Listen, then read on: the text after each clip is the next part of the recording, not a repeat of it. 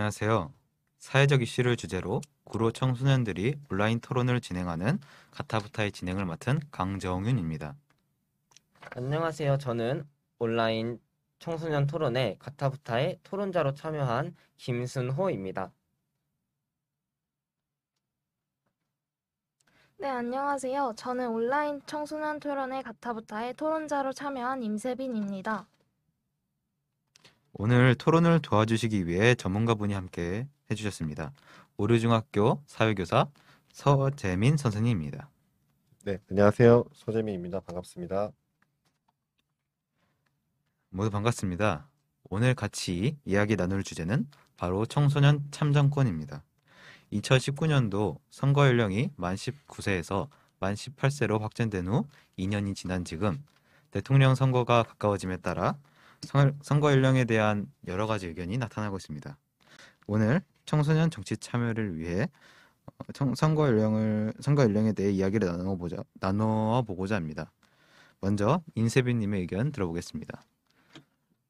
만 18세로 선거 연령이 낮아진 지 1년이 지난 지금 청소년 참정권과 청소년 선거 연령 기준이 정치권의 화두로 떠오르고 있습니다.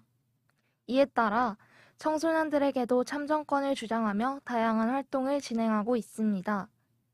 하지만 우리나라에서 청소년들의 선거권 확대는 아직 시기상조라고 주장하는 등 우려의 목소리 또한 나오고 있습니다. 대부분의 만 18세 청소년들은 대학 입시를 준비하는 고등학교 3학년 학생들입니다.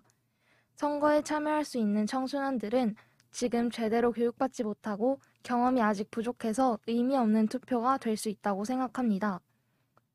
다른 국가들을 예시로 들어보면 미국에서는 대선 기간 동안 학교에서 어떤 후보가 대통령이 될 것인지 정책 분석을 하고 토론을 거쳐 모의 투표를 진행하기 때문에 더 좋은 투표를 할 수 있고, 만 16세 선거권이 미리 시행된 오스트리아에서는 6학년부터 역사, 사회과, 시민교육 모듈을 확대해서 더 좋은 투표를 할 수 있도록 만들었습니다.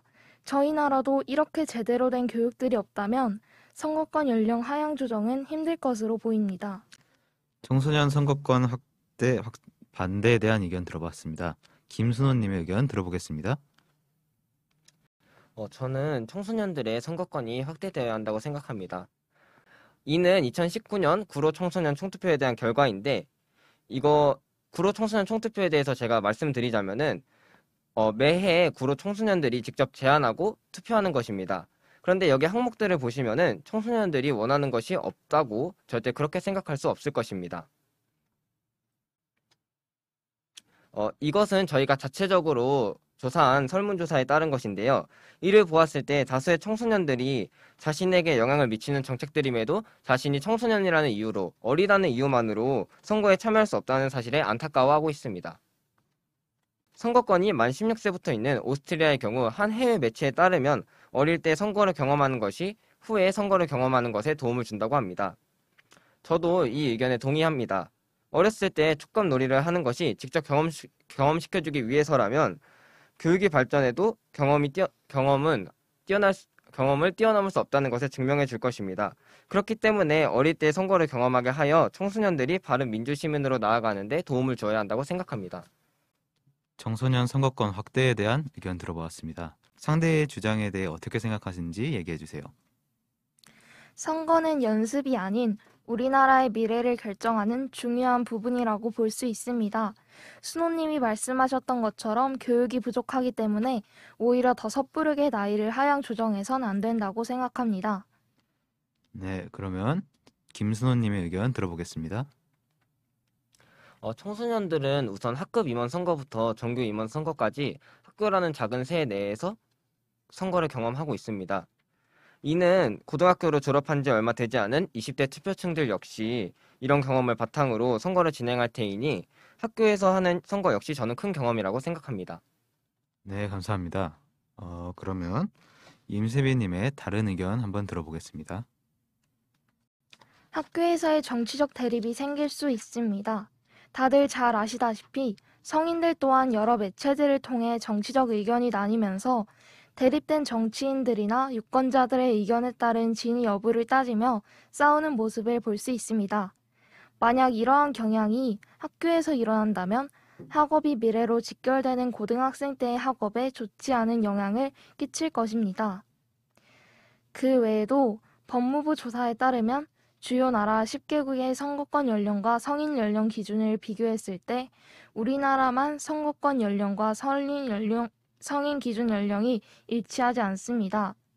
이를 따져보면 만약 선거권에 대한 연령이 더욱 하향 조정될 때 흡연 음주 등등 성인에 대한 연령 기준을 낮춰달라는 목소리가 나올 수 있습니다.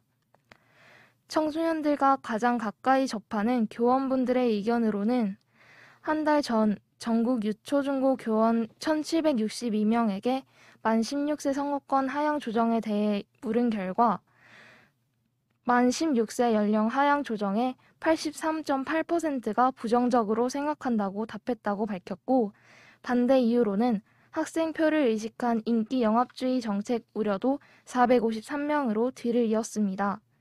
전 이러한 근거들로 만 18세보다 더 선거권 나이가 하향 조정되는 것은 힘들 것이라고 생각됩니다. 청소년 선거권 확대 반대에 대한 의견 들어보았습니다. 다음은 김순호님의 의견 들어보겠습니다. 우선 학교는 왜 존재하는 것일까요? 학교는 누군가의 일터일 수도 있고 누군가에게는 사람들을 만나 사회활동을 하는 장소일 수도 있습니다.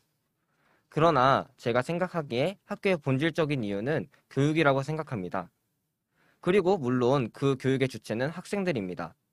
그러나 지역 학교 교육에 영향을 미칠 수 있는 교육감 선거에는 학생들의 의견이 들어가지 않습니다.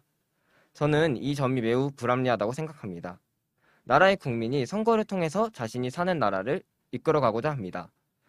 그렇다면 학교 역시 학교의 학생들이 자신들이 원하는 교육, 자신들이 원하는 학교를 다니기 위해서 교육감 선거에 참여할 수 있어야 한다고 생각합니다. 그렇게 학생들이 점차 선거에 참여하다 보면은 자연스레 청소년의 기본권 역시 보장될 것이고, 청소년들이 정치 참여를 더 많이 하게 된다면 청소년들의 정치 참여 능력이 향상될 것입니다. 예를 들면은 학교 내에서도 학생회나 정교 임원들 같은 학생 자치를 주도하는 인물들이 있습니다. 그러나 그 인물들에게 더 넓은 길을 열어주기 위해서는 물론 그 큰 자치를 보여줘야 한다고 생각합니다. 그리고 이렇게 큰 자치, 그러니까 즉 선거 연령을 확대해서 청소년들에게 더 많은 기회가 돌아가게 된다면 우리나라의 정치에도 새로운 바람이 불게 될 것이라고 생각합니다. 네, 두 분의 이야기를 듣다 보니까 다양한 관점에서의 의견이 있는 것 같아요. 전문가님께서는 이러한 토론자들의 의견에 대해 어떻게 생각하고 계시나요? 네, 두 분 모두 자신의 주장을 뒷받침할 수 있는 신뢰도 높은 자료를 준비해 주셨네요. 이야기 나누고 싶은 주제가 많은데 두 가지 말씀드리고 싶습니다. 우선 학교, 교실의 정치화에 대한 우려입니다. 실제로 이러한 우려 때문에 실제로 선거법상으로 학교는 선거 운동 등을 금지하는 등 다른 곳에 비해서 정치 활동에 제약이 높습니다. 그리고 아까 통합사회나 사회수업 시간도 말씀하셨었는데요. 실제로 사회수업 시간에 실제 그 선거라든가 아니면 모의투표 이런 것들이 법상으로 제약되어 있기도 합니다. 그런데 이것은 그 민주시민교육으로서 선거교육을 하지 말라는 의미가 아니라 사실은 과거에 대한 아픈 역사가 있기 때문인데요. 과거 권위주의 독재 정권이 권력을 유지하는 수단으로 학생과 교사, 공무원을 동원했던 역사가 있었기 때문입니다.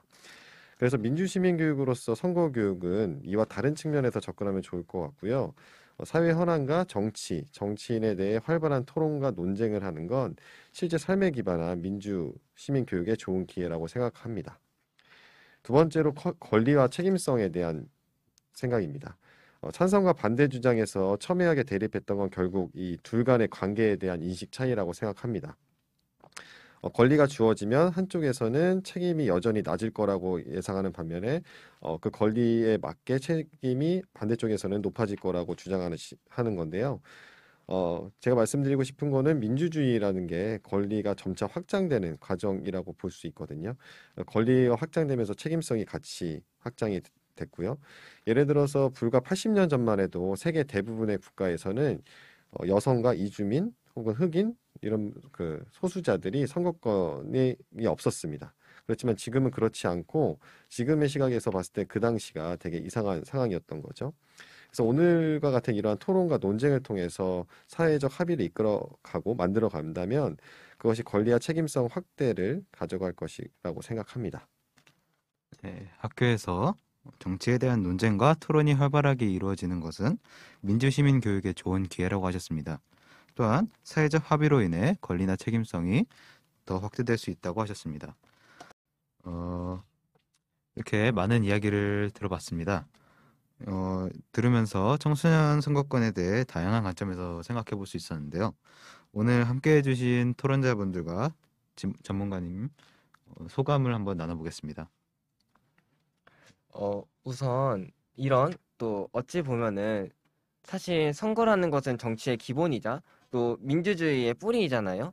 이런 것에 대해서 친구들과 이야기해 볼 기회가 사실 많지 않았어요. 왜냐하면은 정치 얘기랑 또 선거 여부 확대에 대한 얘기는 조금 다른 결이 있거든요.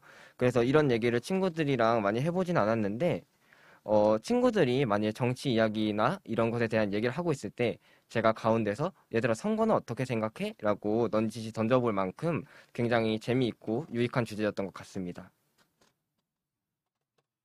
네, 아직은 만 18세가 되기까지 조금 멀다고 느껴져서 선거권 관련 활동도 하고 관심은 많았지만 직접적으로 와닿진 않았는데요. 이번 토론을 직접 준비하면서 선거권 연령에 대한 생각을 다시 한번 더 해볼 수 있는 기회가 됐던 것 같습니다.